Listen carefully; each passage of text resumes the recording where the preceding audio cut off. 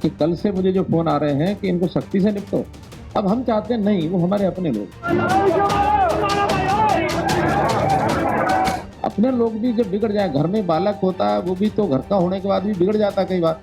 तो कोई घर का जो बड़ा होता है वो उस बालक को एक सीमा में तो उसके साथ व्यवहार किया जाता है ना, और वो सीमा बदलती रहती है।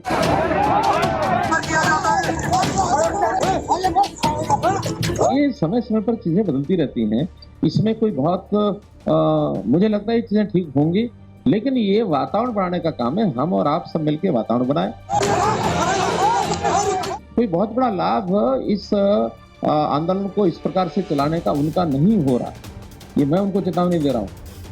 उनको लाभ नहीं हो रहा, उनको नुकसान हो रहा है, समाज उनके खिलाफ खड़ा हो रहा है।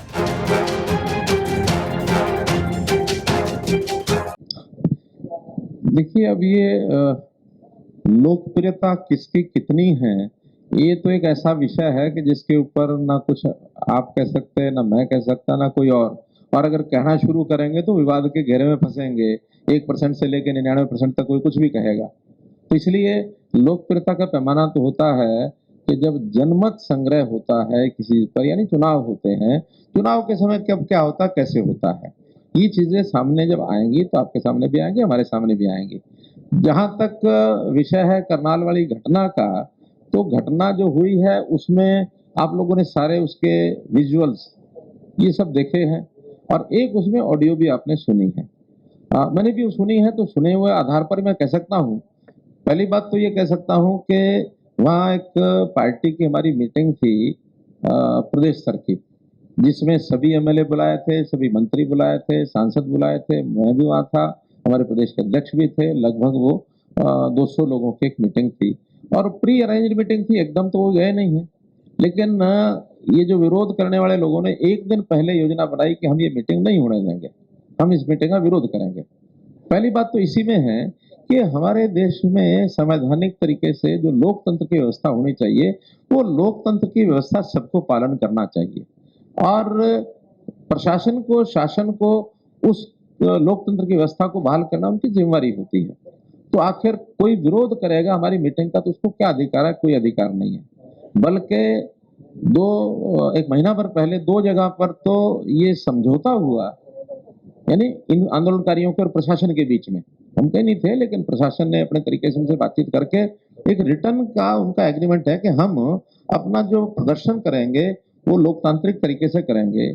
इसमें नारे बोलने की छूट उनको है, झंडी दिखाने, काली झंडी दिखाने की छूट है, लेकिन किसी का रास्ता रोकना या किसी के काम में व्यवधान डालना, ये उसमें कहीं नहीं है। ये एक समझौता हो चुका था, उसके बाद भी लगातार कर ही रहे हैं 1-1.5 महीने से। इसके बाद ये घटना होना कि हम किसी को जाने नहीं देंगे वहां, हमारे प्रदेश अध्यक्ष को रोका गया, काले झंडे दिखाए कोई बात नहीं, लेकिन गाड़ी रोकना। फिर बीच में सिरसा में घटना हुई जब डिप्टी स्पीकर की गाड़ी को तोड़ा गया, ये लोकतंत्र के विरोध में है। लोकतंत्र की सुरक्षा करना शासन, प्रशासन, गवर्नर सबका काम है। तो वहां पर सब आदेश दिए जाते हैं सुरक्षा एजेंसियों को भी, और जिनके जिम्मे काम होता है कि यहाँ कोई भी आदमी आ ना जाए, आना नहीं चाहिए, उसको हर तरीके से रोकना है। अब वो जो वीडियो ऑडियो सुनी है उसमें शब्दों का चयन उस अधिकारी का ठीक नहीं है, तो इसे मानने में मुझे कोई गुरेज नहीं है कि सख्ती करना तो उनका काम है, लेकिन शब्दों का चयन संभल के करना चाहिए। और जब लॉ एंड ऑर्डर को मेंटेन करने के लिए फोर्सेस काम करती हैं तो क्या क्या नहीं होता है, सारी शक्ति उपयोग की जाती है। प्रश्न ये नहीं है कार्रवाई हो गया नहीं है तो भैया एडमिनिस्ट्रेशन पहले देखेगा, हम बाद में देखेंगे। उनके उसमें कितना करना चाहिए, कितना नहीं करना चाहिए, वो सारी जानकारी डीजीपी कर रहे हैं, और वो जो रिपोर्ट देंगे उस हिसाब से हम करेंगे। मैं ही कह रहा हूँ कि उनको ये शब्द नहीं बोलने चाहिए थे, लेकिन सख्ती नहीं बरतनी चाहिए थी, ये तो नहीं है। सख्ती तो लोकतंत्र को मेंटेन करने के लिए करनी चाहिए थी। अब आप यहाँ आए हैं, अगर आपको किसी को कोई आपको सुरक्षित यहाँ पहुंचने ना देता तो आप ही कहते कि मेरा अधिकार आने का, क्यों नहीं आने दिया गया। आज जो कॉल दी गई है, आप लोगों ने मुझे बुलाया, मैं यहाँ आया, ना आपका इसमें रोल ना मेरा रोल, लेकिन कोई ये कहे कि नहीं तो हम तो व्यवधान डालेंगे, मुख्यमंत्री को वहां नहीं जाने देंगे, क्या इसको आप ठीक मानते हैं? नहीं ना मानते, उसमें दोष ना आपका ना मेरा है। फिर भी आप मेरे से पूछ रहे हैं कि कितना कठिन होकर आना पड़ा। तो ये तो उनको समझाना पड़ेगा कि लोकतांत्रिक तरीके से चलें। कोई बहुत बड़ा लाभ इस आंदोलन को इस प्रकार से चलाने का उनका नहीं हो रहा, ये मैं उनको चेतावनी दे रहा हूँ। उनको लाभ नहीं हो रहा, उनको नुकसान हो रहा है, समाज उनके खिलाफ खड़ा हो रहा है, बहुत बड़ी संख्या नहीं है। आप जो जनमत लोकमत की बात करते हैं, मुझे भी पता है जनमत का कि कल से मुझे जो फोन आ रहे हैं कि इनको सख्ती से निपटो। अब हम चाहते हैं नहीं, वो हमारे अपने लोग हैं। अपने लोग भी जब बिगड़ जाए, घर में बालक होता है वो भी तो घर का होने के बाद भी बिगड़ जाता है कई बार।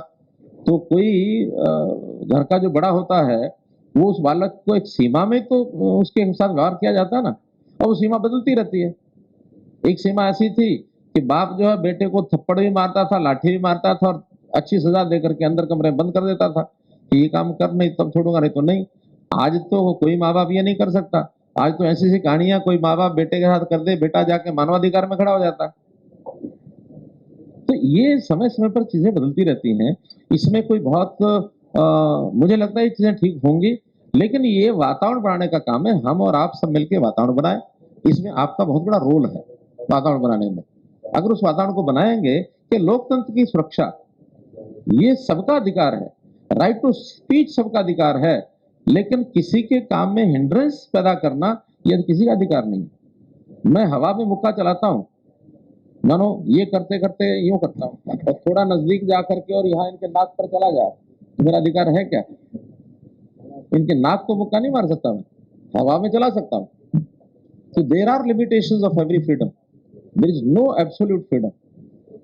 इस नाते से हमको सबको एक वातावरण बनाना चाहिए। लोकतंत्र में हर कोई अपना काम करे, प्रदर्शन करें, बोलें, भाषण दें, झंडा दिखाएं, उनका विरोध दर्ज कराएं, लेकिन हम किसी का काम जब तक हमने भी इसलिए ठीक करो, वरना इन्होंने क्या नहीं किया, उसी स्थान पर जाए, ये घटना हुई है, उसी स्थान पर इन्होंने मेरा हेलीकॉप्टर नहीं उतरने दिया, वो घटना है ना, और मैंने उसको संभाला कि नहीं आज ऐसा वातावरण है, मुझे अपना हेलीकॉप्टर उतारना ही नहीं है।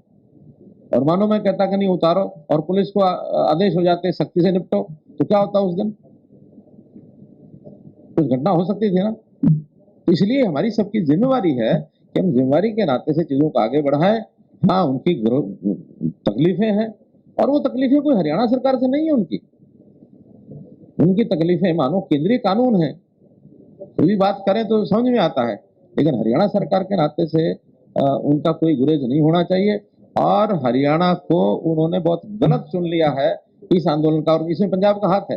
पंजाब के पत्रकार मित्र बैठे हैं, इसमें पंजाब के सरकार के लोगों का हाथ है। हमसे जुड़े रहने के लिए हमारे YouTube चैनल को सब्सक्राइब करें और नई वीडियो की नोटिफिकेशन के लिए बेल आइकॉन को दबाएं। अगर आप ये वीडियो Facebook पर देख रहे हैं तो लाइक जरूर करें और ज्यादा से ज्यादा शेयर करें। धन्यवाद।